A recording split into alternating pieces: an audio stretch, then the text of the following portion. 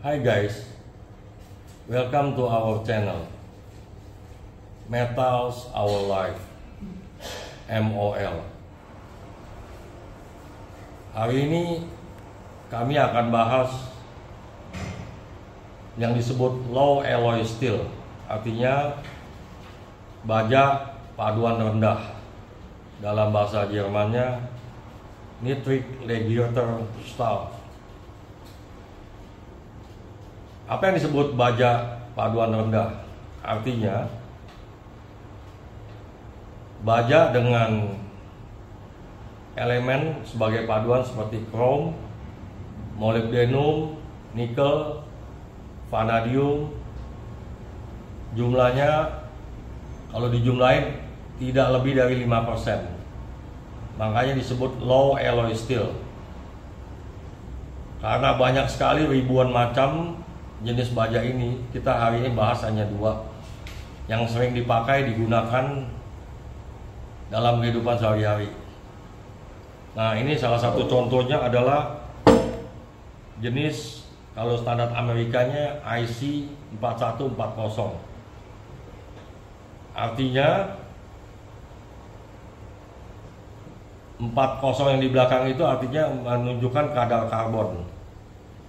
Tapi kadar karbon itu dibagi 100 ya. Jadi 40 dibagi 100 menjadi 0,4%. Mari kita uji.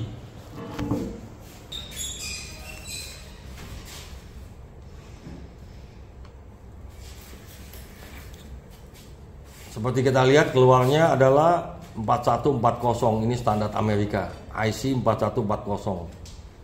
Kalau di Jepangnya itu standarnya adalah SCM 440 ya. Jadi setara.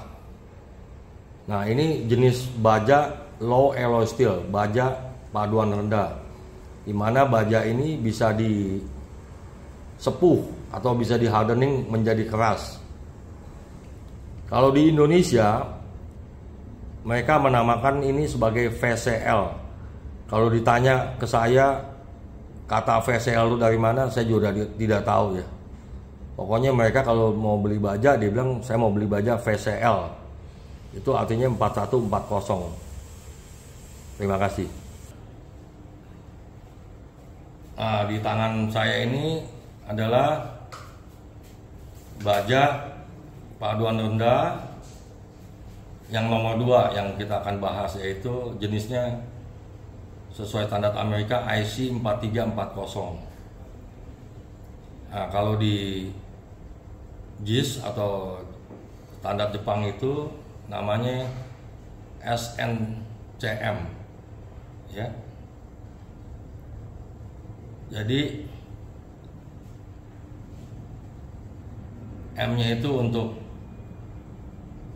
molybdenum, C-nya untuk krom,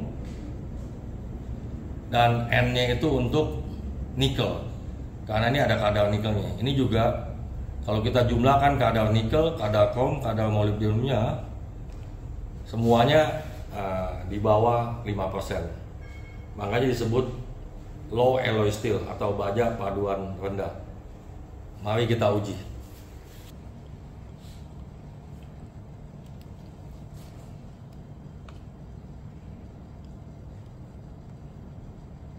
Nah, ini jelas hasilnya.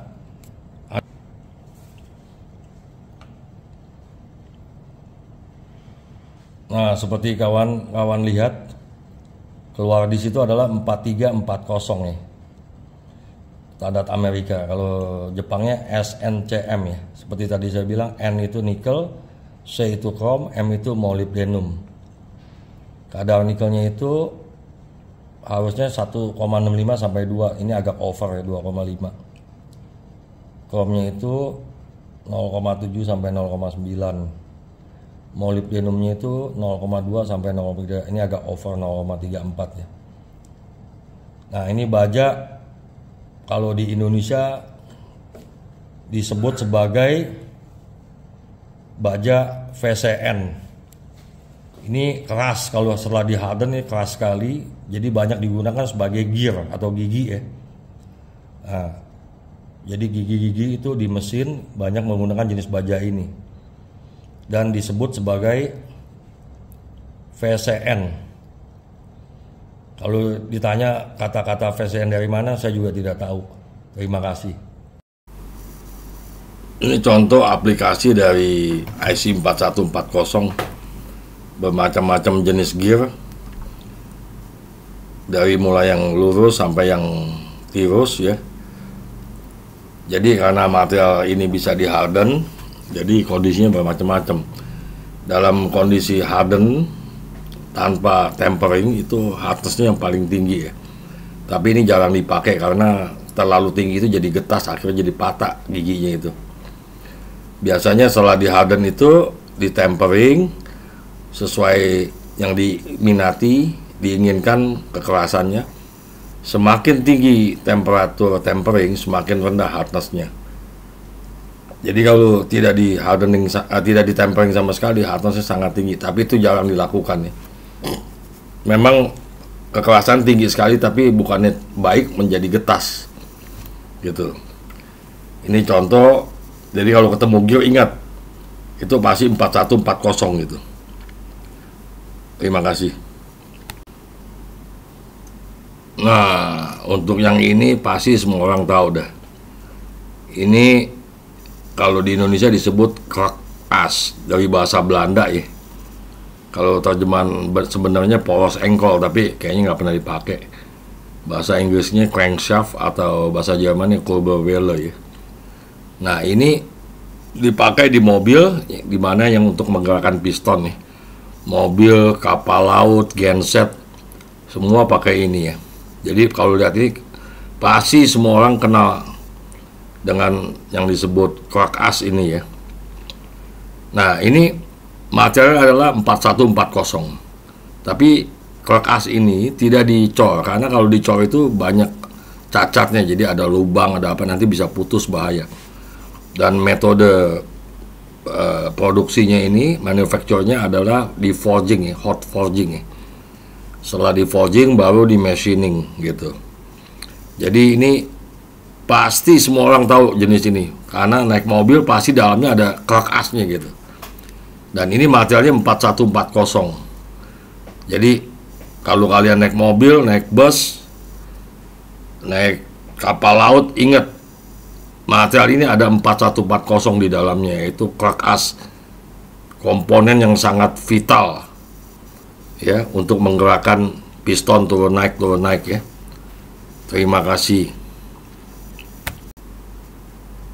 Nah, aplikasi lain daripada 4140 adalah bulldozer blade ya. Jadi pisau yang ada di bulldozer.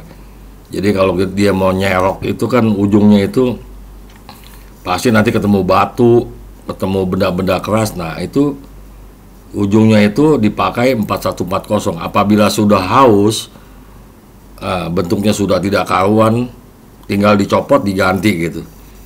Makanya itu kelebihan dari 4140, bisa disepuh atau bisa di harden sesuai kekerasan yang kita inginkan gitu. Jadi pasti kawan-kawan pernah lihat ya apa yang namanya bulldozer. Terima kasih. Nah, di bagian atas itu kawan-kawan bisa lihat apa yang disebut suspension system di mobil ya. Jadi kalau ada legokan atau ada tonjolan gitu ya, suspension system ini bekerja gitu. Nah, untuk komponen-komponen yang memegang atau hold daripada komponen tersebut itu materialnya dari 4140. Jadi selain kuat, material ini juga duktil ya, jadi tough juga ya. Jadi bisa menerima energi impact tanpa patah gitu. Jadi semua mobil ini di bagian bawahnya pasti ada 4140. Terima kasih. Saya kasih contoh terakhir dari 4140 itu, yaitu laras senapan ya. Jadi laras senapan itu harus kuat, dilewati peluru tanpa bengkok gitu ya. Bahasa Inggrisnya adalah gun barrel, kalau bahasa Jermannya Gewehrlauf. Nah, di bawah itu ada foto dari M16 buatan Amerika ya. Nah, itu gun barrelnya atau laras senapannya terbuat dari IC 4140. Jadi memang material ini keras, tahan gesekan. Itu syaratnya untuk jadi laras senapan. Jadi semua polisi atau TNI pasti tahu jenis senjata ini gitu. Semoga bermanfaat.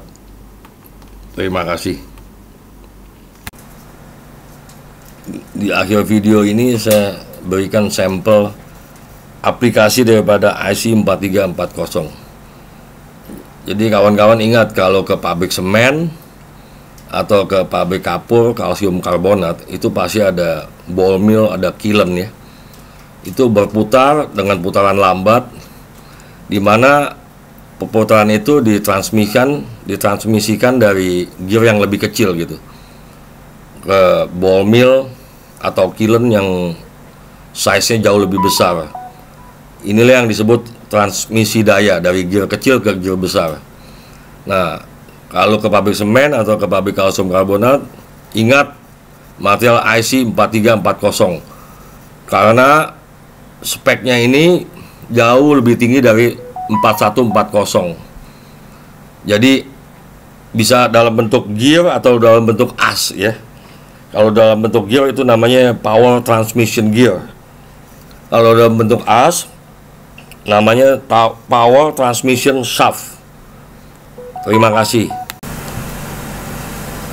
Ingat kawan-kawan, kalau kawan-kawan naik pesawat terbang, ingat material IC 4340, di mana komponen daripada roda pendaratan pesawat atau aircraft landing gear itu materialnya banyak menggunakan IC 4340. Jadi aircraft landing gear ini atau roda pendaratan pesawat adalah komponen yang vital di pesawat.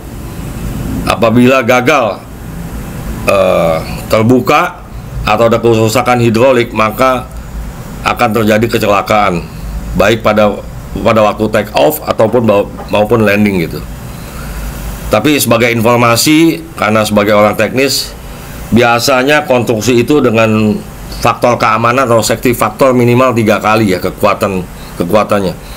Jadi Anda bisa bayangkan kalau Airbus A330-300 itu beratnya sekitar 400 ton.